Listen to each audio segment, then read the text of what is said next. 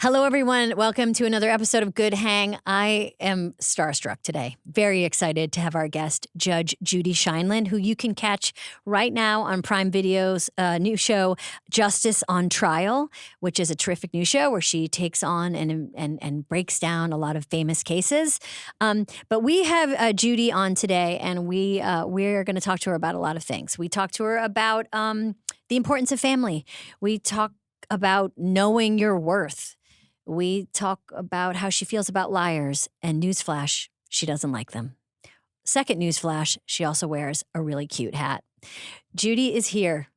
She's here in the studio, and it's a real good one. So I'm really glad you're joining us. And as always, we like to start our episodes by talking to someone who knows our guest, who is a fan of our guest. And we actually have our first super fan interview today. We are talking to Eileen Roman. Eileen is the mom of Belle Roman, our video producer, who's here in the studio today. And Eileen is a huge fan of Judy and her work on Judge Judy and her other shows. And Eileen is going to talk to us about why Judy is so important to so many, why so many people trust her, and why her show was the number one show for a million years. So Eileen is calling in. She's a Boston gal, and she has the same name as my mom. So Eileen, are you there? What do you say? All I ever wanted was a really good hang. Thank you for having me. Oh my God, it's so great to hear that Boston accent. I try to tone it down, but it's really not easy. No, I mean, we'll never get rid of it. Why Right. should we, Eileen? Yeah, Why should we? exactly. I'm proud of it. I think it's really great that we're talking to somebody who watches Judy Sheindlin and has watched her, sounds like as much as I have, because I think we're both super fans. Yeah, I am a super fan. Okay, tell me when you first encountered our guest, Judy. I mean, in the beginning, there was nobody like her on TV. And she was just real. Mm-hmm. And the stories can be the same, but the outcome was never the same, you know? And I just loved her no nonsense, straight talking, hardworking woman. You know, that's why I have so much respect for her, because I know that it probably wasn't an easy journey. Now, were you a working mom? I chose to be a stay-at-home mom, but I took that job really seriously and I gave it 100%. I really did. And that's what my mindset, because I always worked my whole life since I was 12 years old. You know, paper route, working in a restaurant, everything. I worked at Brigham's, I worked at Jerry Jingle, I worked at all kinds of places. I love Brigham's. Yeah, Brigham's. Oh my Best God, ice cream. best ice cream ever. So you remind me a little bit of my mom. My mom was a teacher, and then, you know, back then, if you were pregnant, you had to quit. They were It's true. so sorry, your job is over. And you were like, of course, I'm so sorry, I'm pregnant. And she had to stop. She stopped teaching. She raised us. She was at home for, you know, X amount of years and then went back to work after. And you, like a lot of women your age, were at home with a baby and looking to figure out what to watch on daytime TV. What do you think was so great about those beginning times when you were watching Judy as Judge Judy on TV? I learned a lot from her. I learned like how to stand up for myself. I learned about the law, things I didn't realize. Like funny things like if you get engaged and you break off the engagement, you got to give that ring back, you know? You got to give it back. Got to give it back. You know, and you know, I didn't know that. I mean, and that's silly, I know, but it was just things like that. And the other thing that I learned from her was, I don't know, to be honest. Like she just wanted people to be honest. And she can, you know, any case she ever had, she could read people. I just learned so much from her. I learned like, you know, don't give someone money if you don't want to, if you think you're not going to get it back, you're not going to get it back. There's a chance you won't. So I learned that from her too. Like, you know, people loaning money to their friends or, you know, relatives, you know, that didn't always come back to them. And she would teach them like, you got to get it in writing, you know, things like that. I learned so much. I learned, she just talked to like young people, like young parents a lot, you know, how to raise their children, think of education. I just, things like that is what I learned. I know what you mean. She kind of broke social protocol all the time and reminded us, especially us women, that we should just say it clearly and plainly and Don't move get on. taken advantage of. Like don't be smart. She would always say, like, be smart. Don't, they didn't keep me here because I'm beautiful. Like, well, I know all this stuff, Okay, me too. Like, beauty fades, but dumb's forever is a great Judy. If you eat the steak, you got to buy it. Like things like that, right? Yeah, and you're right. You're tapping into something that is deeper. There's something about watching her that felt calming. She has a rough exterior, but I really think deep down she's really soft. And I think that showed at the end of the cases. A lot of times she would say something really kind, or like, be careful, or take care of yourself, or don't get taken advantage. Mm-hmm. And sometimes there were women there that were taken advantage of, and she would just, tell them to be bright and smart, and you have your whole life ahead of you. That's how I judged her. I just thought she was just wonderful. Okay, so I have the pleasure of having Judy in the studio today. And by the way, and have the pleasure of working with your wonderful daughter. Thank you. I'm so thrilled. I'm so proud of my daughter. This is a dream come true for her. And let's talk about how great she is for a second. She's covering her face right now. But tell us about why Belle is so great. Well, Belle, she's hardworking. She's kind. She has empathy for people, and she's really enthusiastic about what she does. She loves what she does. And it's so great to see your daughters achieve a dream that they've always wanted. And she did it on her own. And I'm really proud of her for that. And I think my husband and I instilled a really great work ethic in them. And I really believe that. And I think that helped her journey to where she is right now. Oh, that's so nice. I want you to know she's crying in the studio right now. I'm so proud of her, Amy. You have no idea. And to have her work with you, it's just amazing. And I'm really impressed with, you're also one of my heroes, because I love to see women in places where they guide and help other women through their work or their personal life. And I feel like that's what you do. So Thank you very much, Eileen. I really appreciate that. Okay, so we're gonna ask Judy a question, and we're gonna and I need some help and some thoughts. What do you want me to ask her today? Well, I think one of the reasons why I love Judge Judy so much is that she can really read people. She can really tell if you're telling the truth, if they're hiding a secret. I really feel like she can read people, and I want to know: did she always have that instinct in her? Or did that something that developed like as time went on and she became, she had more cases in front of her? But I really think that is one of her most important attributes, is that she can read people. She can tell she can read people, and she can't fool you. Can't fool Judge Judy. Believe me, I know. I'm worried because we're about to do an interview. What if she just in the middle of it goes like, I don't believe you. No. I don't. No. She knows. She knows everything. Febbar, it's going to be hard for me to not do a Judge Judy impersonation to Judy Sheindlin, who, by the way, it's going to be hard not to call Judy Judge Judy. You kind of look like her today with your black robe on, Thank you for saying that. Subconsciously, I try sometimes to think about slight subconscious ways as a nod to my guest, and I was like, I'm going to wear this. You did it. It's going to be an honor to speak with her. It is an honor. It's an honor. All right. Thank you so much, Eileen. Thank you so much, Amy. I really appreciate it. And have a great day. And I can't wait to hear this episode. I'm so excited. Thanks so much. This episode is brought to you by Volkswagen. Here's the thing. You don't need a yacht, double barrel last name, or a skincare fridge to feel fancy. You just need the 2025 Volkswagen Tiguan. It offers luxury that's actually within reach. I'm talking impressive interiors with real wood accents and massaging front seats, because your back deserves the good life too. Visit your local VW dealer or VW.com to learn more about the 2025 Volkswagen Tiguan. I love your style. I don't think people get to see you in your actual clothes. You know, people only see you in your when you're working. That's helpful. So you can walk around almost anonymously until you speak.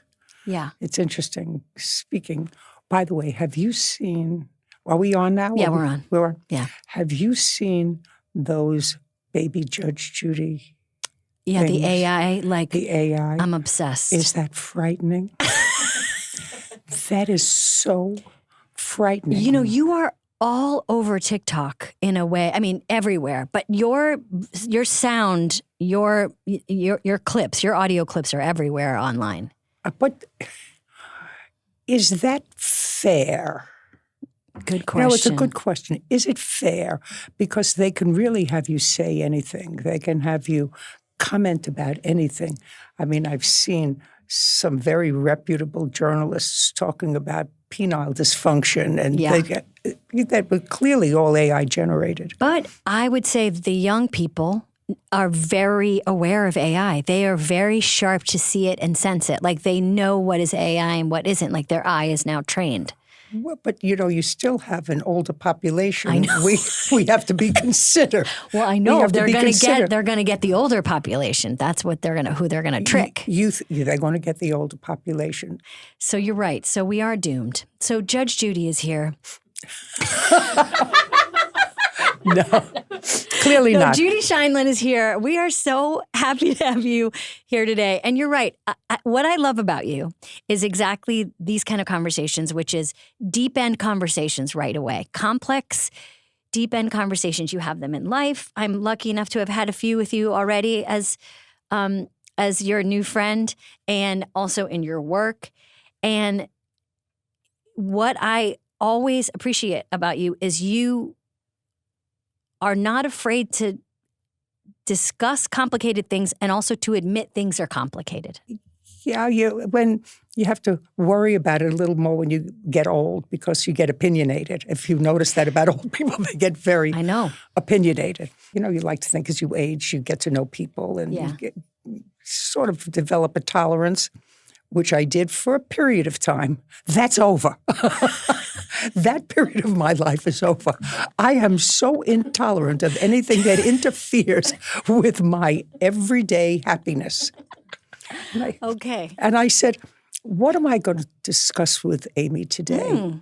Look at Judy already taking over this interview. So let's talk about kvetching. Okay, good. Let's talk about it. I love, kvetching is a great thing. Fantastic word, too. Great Yiddish word. Yes. You know, you live part in the city, part in the country. You're a country mouse and a city mouse. But in the city, and even in the country, you're supposed to pick up after your dog. Don't even get me started. And I actually walk my dog and I watch people and I can sort of tell when they're pretending to look for a bag. Yeah. Oh, I had one, but I forgot. Right. Yes. I have a dog outside in the world, but I don't have a bag with me. Right. Mm-hmm. So I said, well, what should be the punishment for somebody who doesn't pick up after their dog? That's a great question. And I came up with, death is probably a little too exaggerated. But let's take this example. Let's say you've been dating your fiance, your boyfriend since high school, and you save up enough money to have a lovely wedding and do a photography piece in Central Park with your gown. Oh, dear. And the photographer is there, and you're in your gown that you've saved for 5 years. Yeah. And you sit down on the grass because you're going to take this wonderful photograph with your gown spread out, and somebody hasn't picked up after their dog. Now, is the punishment the same? I mean, the crime is the same. Yeah. But the effect on the victim is totally different. If you're Your Honor, if I may. Yes. I think you are, if you're in a Central Park if you're in a public place anywhere in New York, you can't sit down. The minute you sit down, you've given up all rights. Well, so you think that there is joint culpability. That's how to say it. Maybe. Because, and why I like this thought experiment is you are a responsible dog owner. So you care about I know you love your doggies. And I think that it speaks to the deeper thing that you talk about all the time, which is what are the consequences of actions? I love what you say, which is there are reasons for behavior, but not excuses for behavior. That's true. And behavior, there's many reasons to behave a certain way, and that behavior has consequences. And I think it speaks to the larger thing where like, where are all the consequences anymore? There's no consequences for anything anymore. And this is what older people say and feel, but it feels that way right now in the world. Yes, and that has serious implications. That has serious political implications, and it has serious economic implications. I'll tell you a cute story about consequences. I don't think I've told you this story before.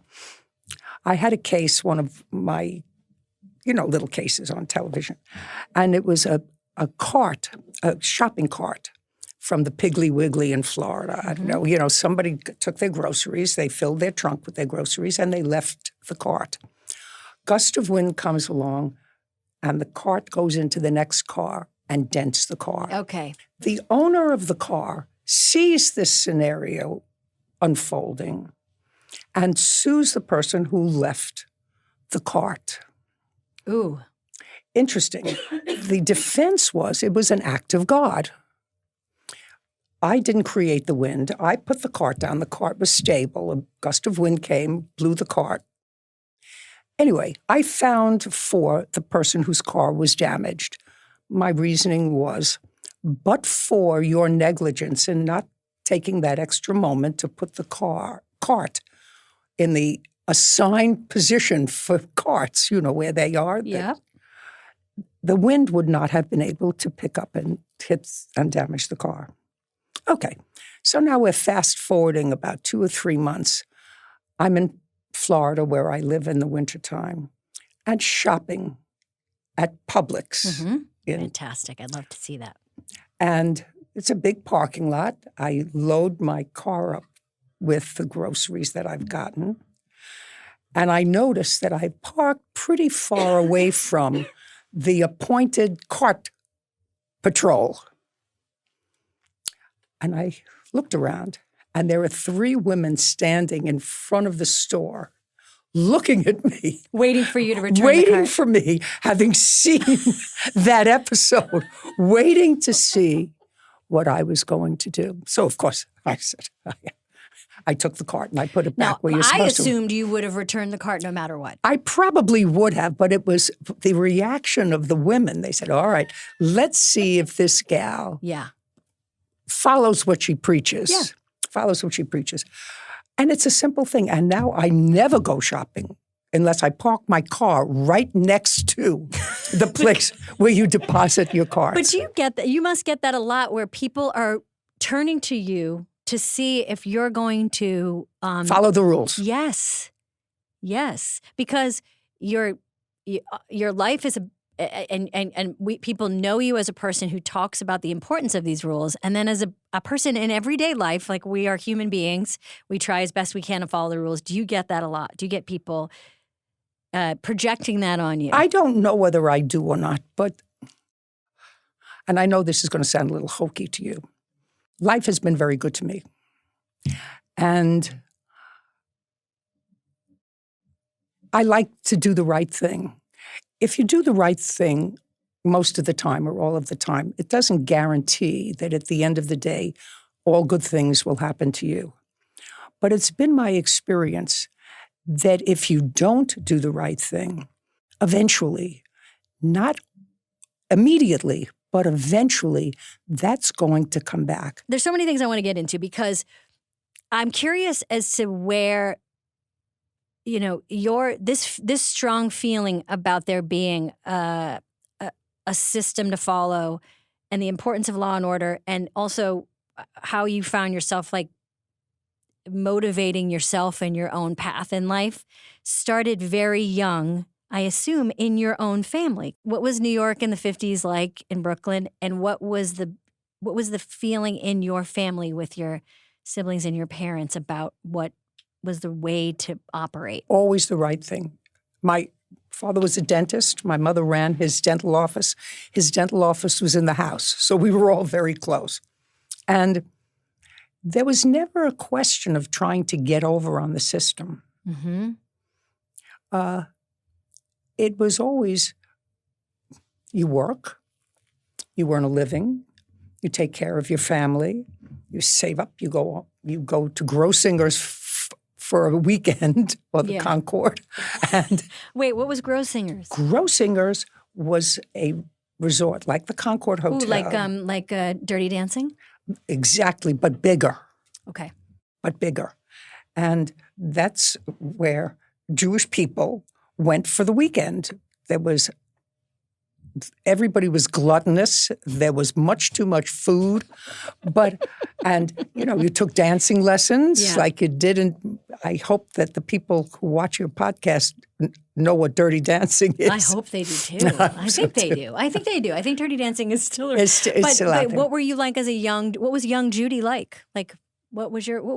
I pretty much followed the rules. And when the couple of times that I didn't, and I incurred the disappointment, wrath of my father, who never hit me. Yeah. But I never wanted to disappoint him. I said, you know what? It wasn't worth it. Marvin wasn't worth it. Sneaking away with Marvin wasn't worth it. It never is. No.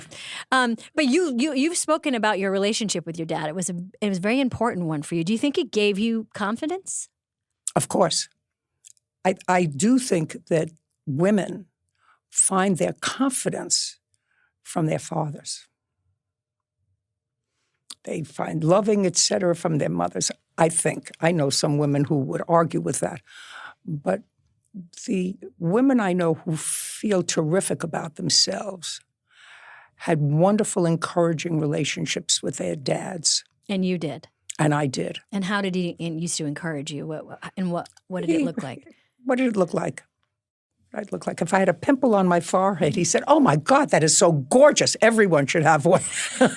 Not quite as big as yours, but everyone should have one. And he recognized my limitations, I think, my intellectual limitations. I'm not an academic. And believe it or not, Amy, I'm not intellectually curious. Interesting. I'm not. If something is, it is. Mm-hmm. I don't have to know why it is. I know it just is. It makes my life much less complicated. Mm-hmm. Mm-hmm. And he understood that. Was he like that? No, he was more of an academic, and he filled people's teeth, but he wrote poetry, and he carved things in wood and soap. He loved the ballet and the theater. He was more of a Renaissance person. Mm-hmm. Not me. I'm a meat and potatoes girl. But you're so good at figuring out people. So where did you get your people skills? That I don't know. That I think is probably genetic, just like music play, just like Mozart or Rembrandt. I think you have a particular skill. I think everybody has a particular skill. Just getting back to little or younger Judy, you decide, okay, I have this part of me that kind of sees the world this way. I want to go to law school. What year did you graduate law school? I graduated, I think, in 1964 from law school. I did college in, 5.5 years, went summers and got out of law school. And then I had a job that I hated. Yeah, corporate lawyer? I worked for L'Oreal of Paris. They were hiring 2 lawyers, a man and a woman.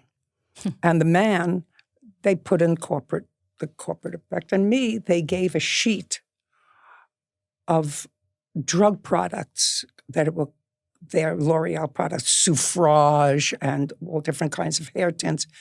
And they gave me the job of calling the drugstores and getting orders from them. He was doing law work. Wow. And I was doing sales, basically. And I was doing sales secretarial work. Yeah. So I did what you did then. You got pregnant. That was the only way to get out of quit your job. And then I was home for a while with my kids for a bit. And I started watching soap operas. Ooh, which ones? Now, I don't remember, but I said, life has to be more than this for me. Mm-hmm. So I was fortunate to go to an event, from a lawyer's event, and I met the law student who was a man who was a law student with me, and he said, I'm looking for somebody in the family court. I work at Corporation Counsel in the family court. You interested in a job?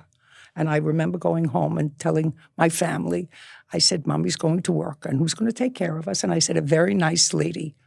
And they said, who is it? I said, I don't know yet. But she'll be a great. very nice lady. You're going to be very happy. But, I love that story because, I think on behalf of working women everywhere and women that work in the home, which is also its own job, that you always were an example of a woman who got great self-esteem from their work and who we got to see work in real time. That is what watching you feels like. It feels like a very successful woman at work. You can.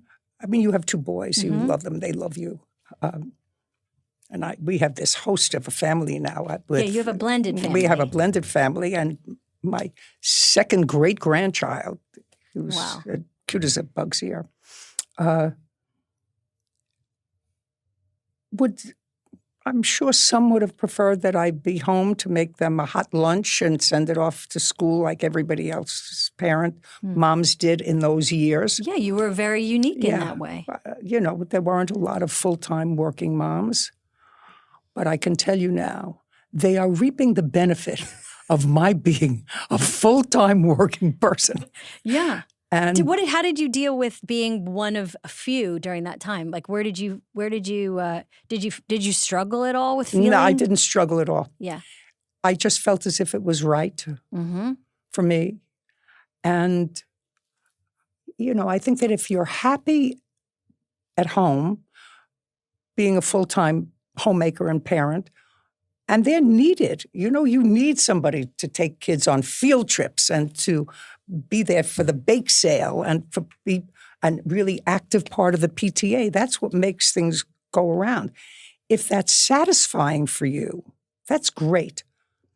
But I always believe that a woman has to have a way of earning a living. Mm-hmm.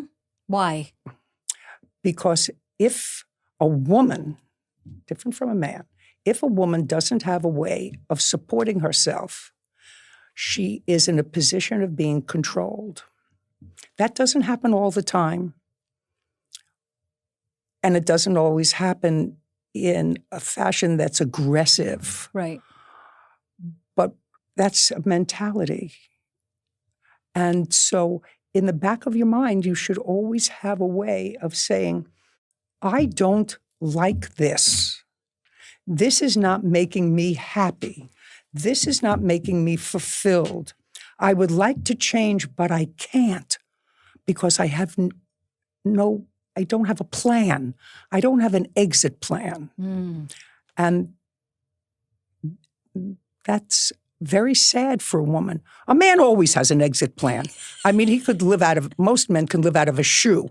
A woman... Yes. They really can. But you were ahead of your time in that thinking. That was you were. You were unique in that way because you were coming up during a time when that wasn't always the way women certainly weren't encouraged to be that way, but also couldn't find it in themselves. No, they were supposed to be nurses or teachers. Yes. My first husband thought that was the only thing women did. They were nurses or teachers. My mom talks about that her father sat her down and said, "Do you want to be a nurse or a teacher?"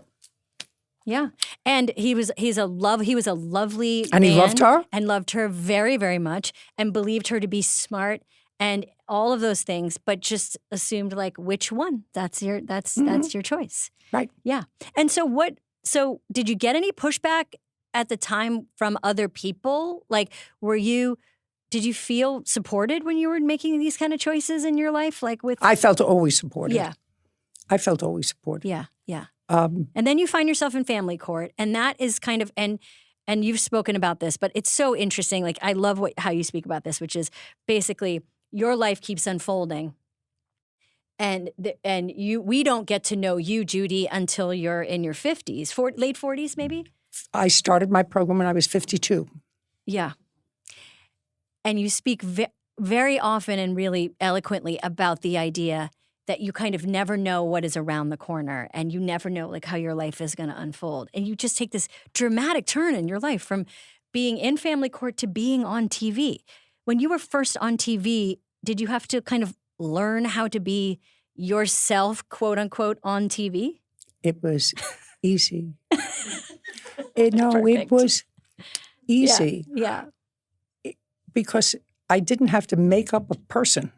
That's right. The person. Right. And if that's the person that they said, we want this person on TV, why would I want to modify that or change it? Mm-hmm.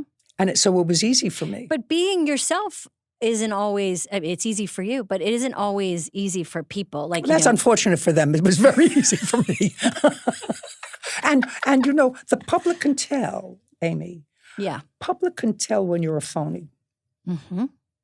Public can tell whether you believe what you're talking about. I often say, I say, if you tell the truth, you don't have to have a good memory. I stole that from somebody, but whoever I stole it from is dead. So, it's now become mine. So I find if you tell the truth, it makes your life so much easier. Yeah. How can you tell when someone's lying? Well, first of all, if it doesn't make sense, it's usually not true. Mm. If the story doesn't make sense to you when you're a relatively normal human being, it's usually not true. But what I love so much about watching you work is in your show and shows, you have can have a tolerance for people's unfortunate choices and mistakes and learning moments, but you have such a low tolerance for being lied to. Like, it's like if someone lies to you, they're done. Well, you can only lie to me once, and then everything else you say becomes suspect. Exactly. Right? Did you have insurance on the car? Yes. Can I see the card? The dog ate it. My phone fell in the toilet. I've seen you do something which I find very satisfying to watch and calming to watch, is where you'll give them another chance. In that moment, I see sometimes you say, I'm going to ask you again. Like, you just say, maybe you just lied out of quick, sometimes reflex. People are just so stressed. And you're being kind. You're a much kinder person than I am, actually. You are. I know you are. But you know what? But the reason why I say it, Judy, is because I don't like to be stressed when I watch shows. I don't like to watch people argue, and I don't like to watch people be made fun of. Like, it's not my thing. And I loved watching your shows. So I didn't feel like you were there to humiliate or to let people humiliate each other. There was like a controlled environment that you were in charge of, and you were paying attention. And there were times where I felt like there were gestures of grace where you would say, I'm going to let you answer that again. One more time. That's nice of you. I'm glad. I'm glad you're a fan. Do you disagree? I know. Do I disagree? No. I think that sometimes people do. Their initial gut reaction is to be self-protective. Yes. People lie because they're nervous. They're protecting a position. Yes. And then, if I catch you by the eye, I'm going to say, you know what? You have parents. You think the parents want to hear that? They're going to watch, and they're going to tell their friends to watch this episode. Yeah. You're having friends who will watch it. You sure you want to go there? Yeah. Because I have the capacity, wrote on release, I have the capacity to make you look like an idiot. Yeah. You want me to do that? It'll be my pleasure. I'm good at it. That's what they pay me for. I would much rather you tell me the truth. Yes. But if you don't, yes, I can handle it. You can handle it. I mean, you That's can the handle it. answer. I mean, it is. I mean, I imagine being somebody in your life who is do you find that what part of you in your personal life is softer than what we see on TV? Everything. So what part of you is the softy part that people don't get to see? Because With my dog. When my dog snuzzles up next to me, if I'm not feeling well, and they can sense that. And she usually sleeps on the foot of the bed. If she knows that I'm not feeling well, she comes over and checks on me at night. And I love to smell her. She smells so delicious. And nothing but giving, I mean, if you're an animal lover, then that it's pure love that they have for you, if they're a good dog. Yeah. So I'm soft with her. I find you to be very warm. I like to think so. So what would people describe as the warm parts of you that people don't get to see? Sometimes you meet a person who has sort of a kindred spirit. As you age, you sort of peel that back and you sort of eliminate people from your life. But every once in a while, you meet somebody new. And that's what happened when we met. We don't see each other all the time, but I know we have a fondness for each other. Yes. And that's a lovely thing. It's something that becomes more lovely when you're older because, you used to have lots of people to meet. And I came downtown today from Greenwich, Connecticut, where I live. You don't do a lot of these, Judy. And I I really did this. appreciate I it. only did one, and that's this one. So, and don't call. Yeah, nobody else. Judy's not on some tour right now. Don't think she's going to do a bunch of these. No, she's not coming out of. I just came. She's not I really leaving just came Greenwich. to see you for an hour.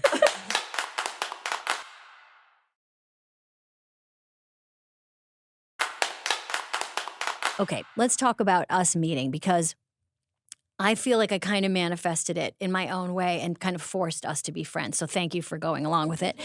But it's true. I mean, I remember meeting you for the very first time. We were on a talk show together. I think it was Kelly Ripa and whoever was hosting with her at the time. I don't remember. And then I brought in my book that I loved your books. I asked you to sign them. We had a quick talk. I thought that's it. I won't bother Judy anymore with that. Then I heard that you were going to be given a Lifetime Achievement Award for the Daytime Emmys. I called up your people and said, can I give it to Judy if she doesn't have someone giving it to her yet? And you very nicely said yes. It was my pleasure to write that speech. It was the easiest thing I had written. So then I got to give you the speech. We got to hang out. I had a very exciting moment where you handed me something on stage. Judy came up and gave me something in the palm of her hand, and I was like, and it was this. You gave me this necklace, which I wear all the time. It's very good. It's a very good luck charm for me. And then we started to create a friendship together. We said, let's have lunch and let's actually try to be friends. And what I love about it, number one, is that I felt like it was, you were by far I've been the most nervous and most starstruck to interview you of everyone that I've interviewed. You are by far the most famous person that I've had in my mind on the show. And when you said yes, we jumped for joy. Because I know you don't do things you don't want to do. Let's just put it that way. Not anymore. I don't know if you ever have, Judy. I don't know if you've ever really. Well, have you ever done a satellite media tour? Okay, you're right. You've had to do a few things. Yeah. But you just, it's what calms me about you is I know you're going to have no problem saying no to things you don't want to do. And so it really meant a lot that you came. And it means a lot that you're, and it also, you represent what I think is like your ethos, which is it's kind of like never too late to figure out what you want to do. And it's never too late to make new friends. How are friendships important to you? How do they sustain you? They add a texture. You know, we have a big family, and I could be busy with the big family all the time. And they're different. The kids and their mates and grandchildren, they all have different quirky. But bringing in a new friend into your life, especially someone younger, like you are, is a whole new perspective. Gives you a different texture for things. But for coming in to do this today, I can't even tell you where I would be or what I would be doing. But this was very good for me. I didn't know it when I said, you know, I had heard you say someplace that you would like to have me as a guest. And I was so touched by the fact that you took time and actually made a call to present me with something that is a very sweet moment for me with the Emmys. I said, this is a person who's really a mensch, and she's not a phony.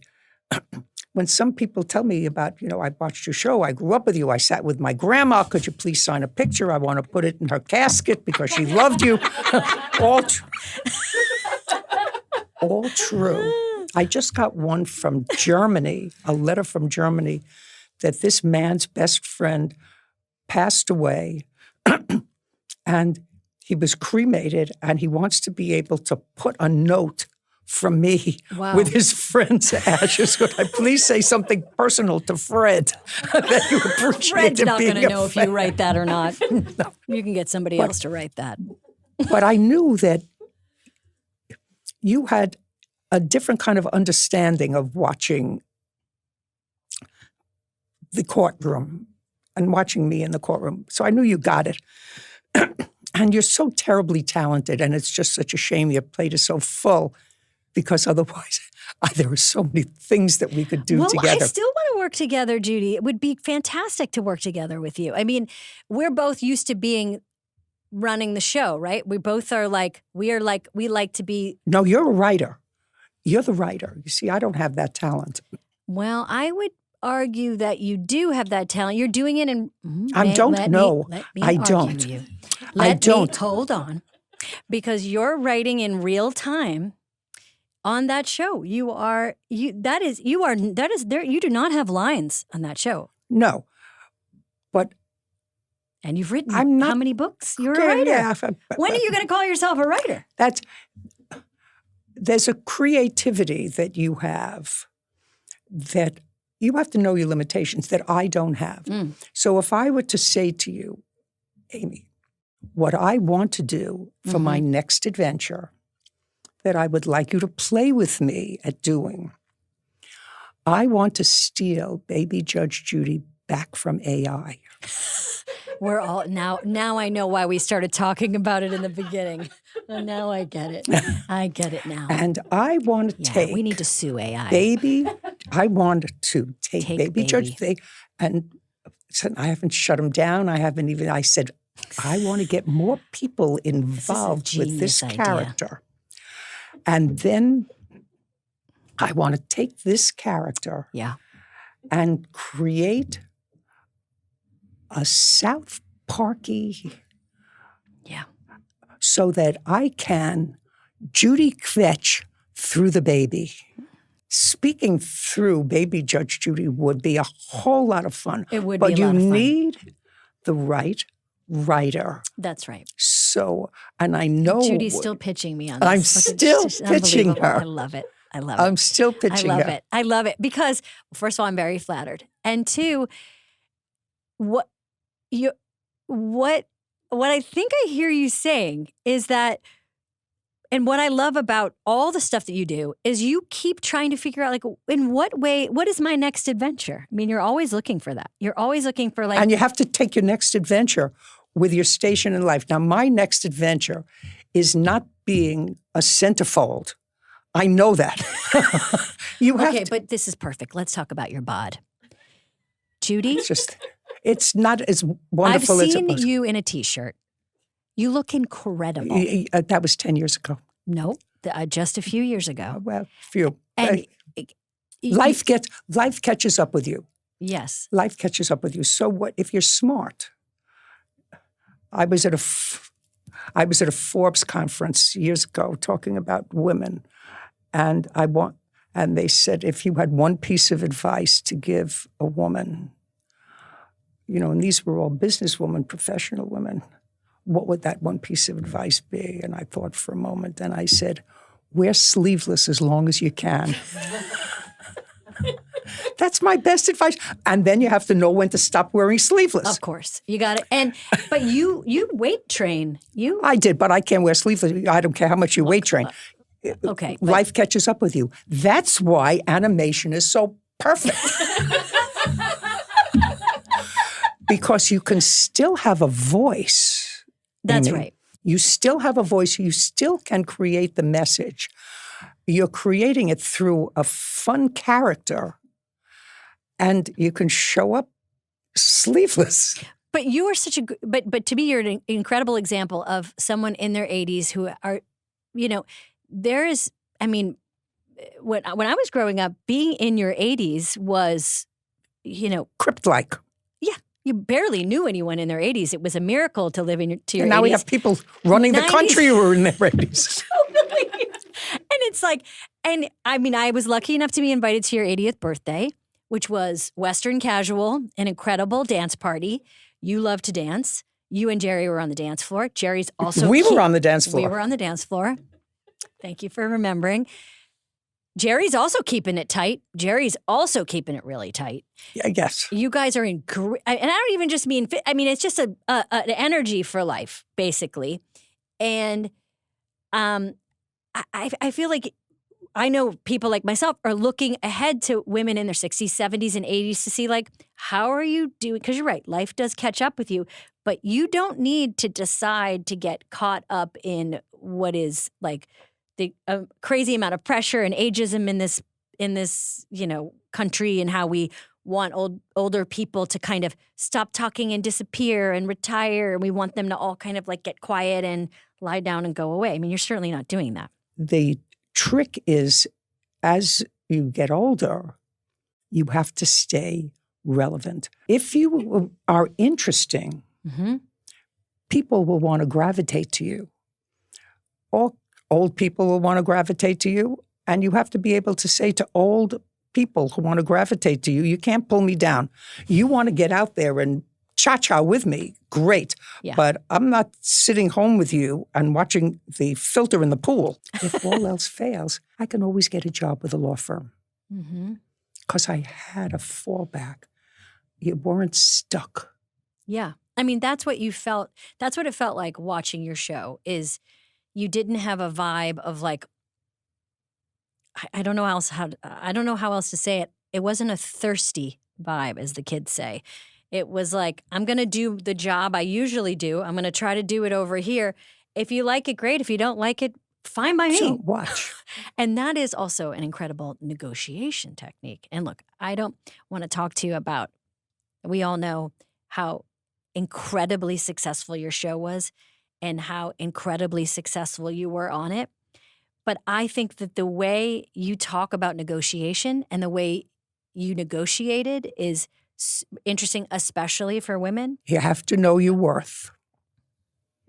You have to know your worth. Mm-hmm. And women often have a problem fully appreciating their worth.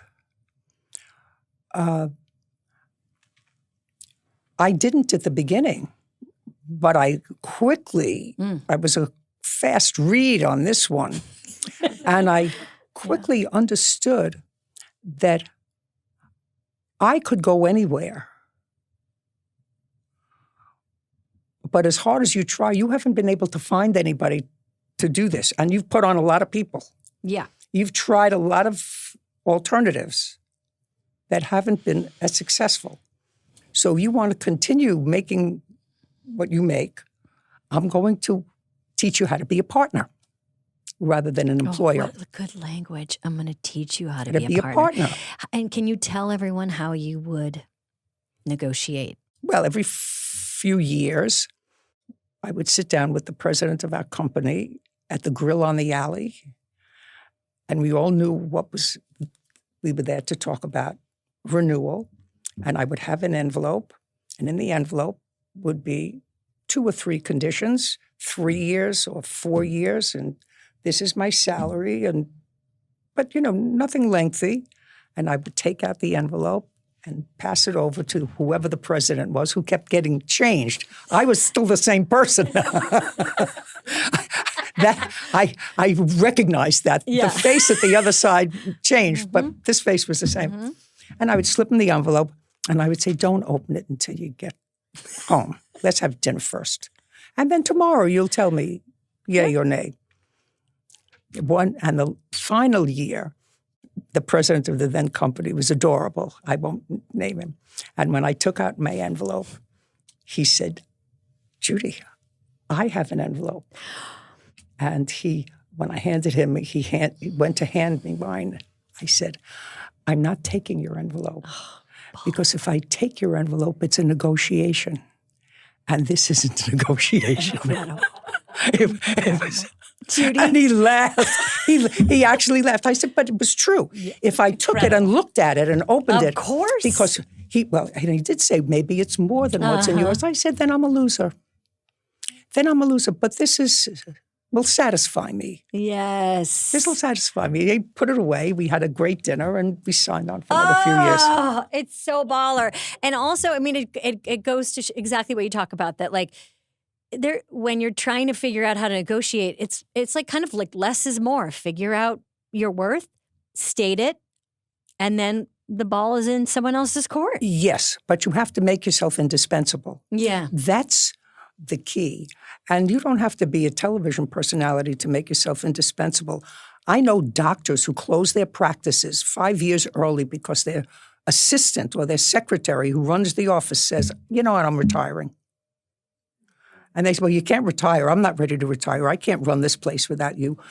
Well, you want me to stay? I don't want to work on Friday. I want 3 weeks vacation in the summer, and this is my new salary. Well, you've made yourself indispensable. It doesn't matter what you are. So, and you have to be aware of that, how you fit in. Can somebody else that they find do what you do? And you can also, you can't have unreasonable expectations. I mean, you can't want to own the company. Right.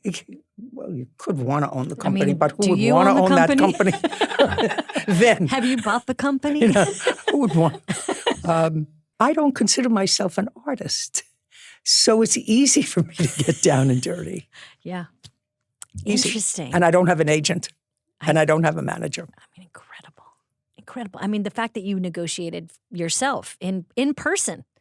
Well, that's easy. It's much harder for the company who needs you to turn you down in person than it is to turn down some intermediary that is dealing for 50 people.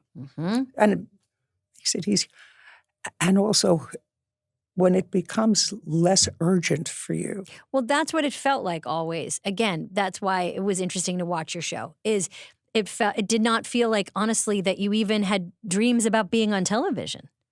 No, I didn't. Yeah. So watching it was, and I wanted to ask you a question. So we do this thing where we ask somebody who is a friend of our guest, who knows our guest or is a fan of our guest. We ask them a question that they should give to me to ask you. First of all, I tried to get your buddy Sam Jackson. He's not available. He's on a boat. But it's summertime. Sam would be on a boat. I don't know a lot of people know that you and Samuel L. Jackson are great friends. We are great friends. Like really good friends. Can you just tell me how you guys met? And we met through Sam's agent, Tony Howard. And the one thing Sam hates more than anything in the world is bullshit. Yeah. You both did that. And he's right out front. And everybody knows that. And I think that that's what made us friends.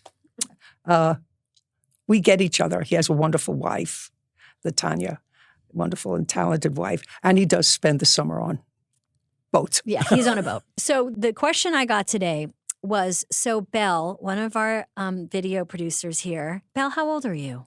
I'm 32. 32. 32. So Belle... I have food in my refrigerator older than you are. So Belle is a big fan of you, like everyone here. And also Belle's mother, Eileen, who is also the same name as my mom, Eileen has watched you since the beginning. And she felt very, I guess the way she would say is seen, heard, and represented.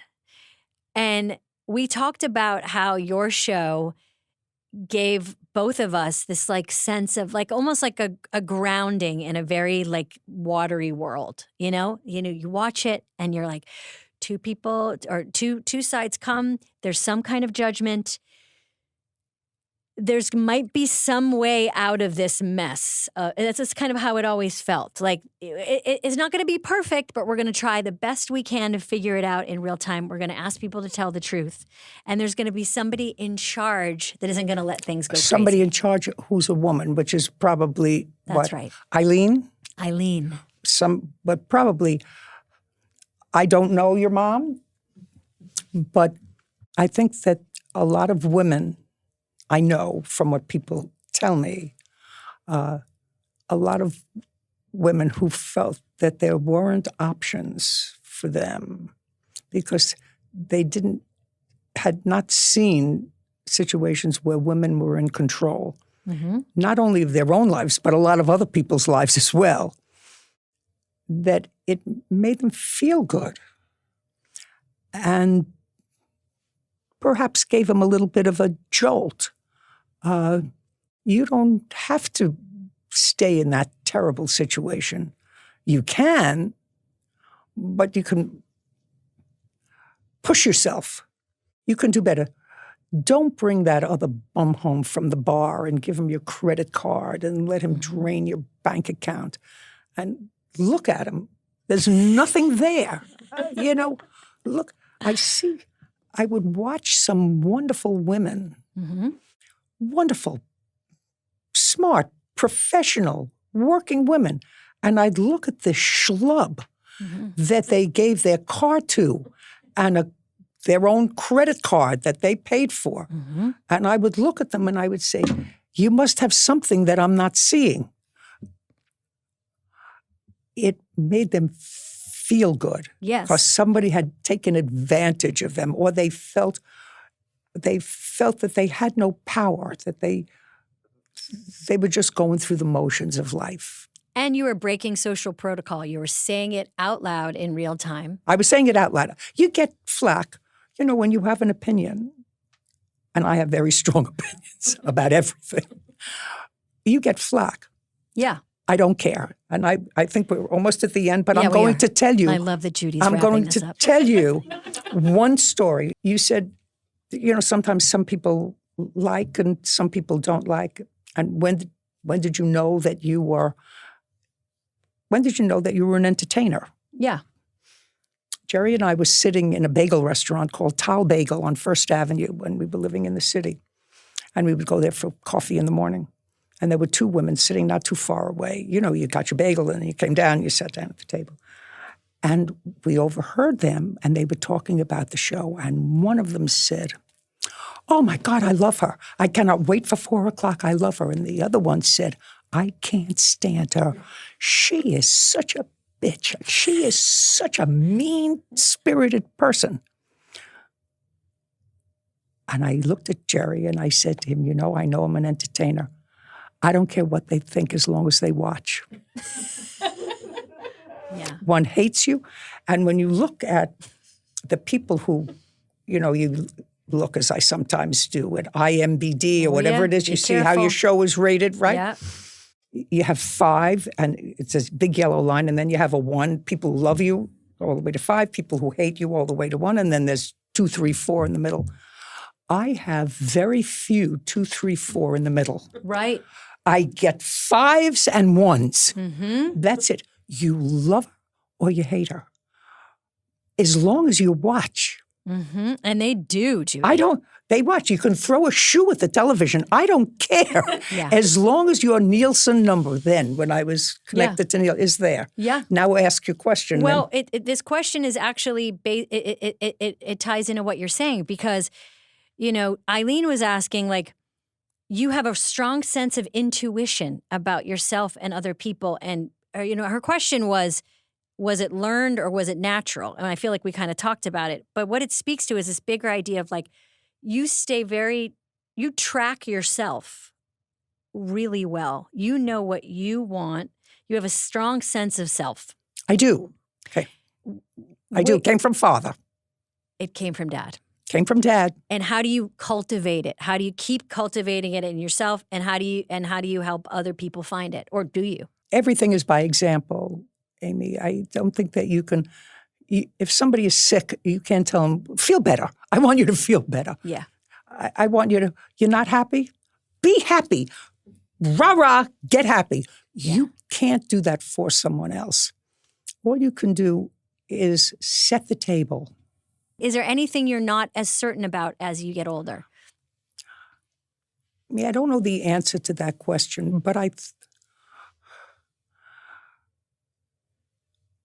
think younger people, and it may be good, they're more navel gazers than I am. I don't sit there and say, oh my God, are you in or out or left or right? But I don't. Yeah. I'm a what is Okay. girl. Because I probably could benefit from therapy. Never been? Never been. And people will say, well, you for sure could benefit from therapy. I say, well, that's true. But I really don't want to know. Mm-hmm. I understand. I'm not that interested in why I feel the way I feel and why this hurts me and why this makes me happy or why this makes me sad. I just want to say this makes me sad. And if I can excise it from my life. So the answer is I'm not that introspective. And as I said when I started this chat with you, I'm really not an academic. And I'm not inquisitive. I'm not intellectually inquisitive. If I like the pizza, I like the pizza. If I don't, I don't. I don't want to know what you put in your pizza so that it would make it a better pizza. I don't care. I'll go from Joe's Pizza to Anthony's Pizza where I know I like it and not try to change Joe. And the very last question, what is making you laugh? I know you love to laugh. You're a big laugher. In these times, in these days, like, where do you go to let off steam? What is it? Old stuff? Is it new stuff? What do you listen to stuff? Where do you go to laugh? I have very funny children. They all. That's great. Many of them have over the top funny sense of the world, funny sense of themselves, and we see each other often. I keep the family close to wherever I am. And they're all wonderful and accomplished. They make me laugh. I don't find anything really. The people that made me laugh were old school people. Who were they? Don Rickles made me laugh. Love Don Rickles. Well, there were moments when Henny Youngman made me laugh. Take my wife, please. Did your kids, do they like tease and wrote? Like, what is no, it? they view the world. They view the world with a light eye, and they're fun and funny. Anyway, it's been fabulous. Okay, Judy's done. Judy's done. I love it. You're right. I've taken too much of your time, Judy. Thank you for doing this. Thank you. It means so much. I really appreciate you being here. Love you. Thank you. Love you. Wow, that was really incredible. It was really exciting to have Judy in the studio, and I really hope that you enjoyed it as much as I did. And for this polar plunge, as we wrap up this episode, I just want to remind everybody to return their grocery carts into, at the very least, an empty space, and if not, the designated area. I know it's a thing, right? Like you you get all your groceries in your car and you think, I'm done. And the idea of going back out and doing that, but it does make a difference.